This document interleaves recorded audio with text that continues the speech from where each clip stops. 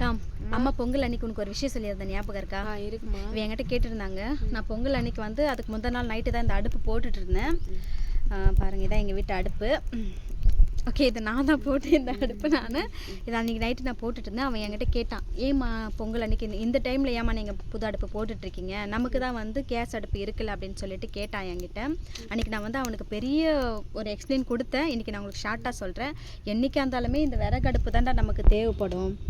விறகடுப்பு என்றைக்கா இருந்தாலுமே நம்மளுக்கு யூஸ் ஆகும். இதுதான் நமக்கு எப்பயுமே நிரந்தரம் அப்படின்னு நான் சொல்லியிருந்தேன் அவன்கிட்ட. இன்றைக்கி அது நடந்துருச்சு. ஏன்னா கேஸ் தீர்ந்துச்சு, வீட்டில் கேஸ் காலி ஆகிடுச்சு.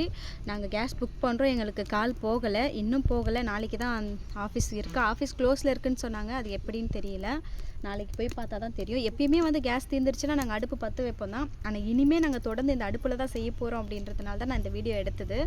கேஸ் இல்லைனாலும் நம்மளுக்கு என்றைக்குமே நிரந்தரம் இந்த விறகு அடுப்பு தாங்க. காலத்தின் மாற்றம் எப்படி கொண்டு வந்திருக்கு பார்த்தீங்களா? ஓகே, பாய்.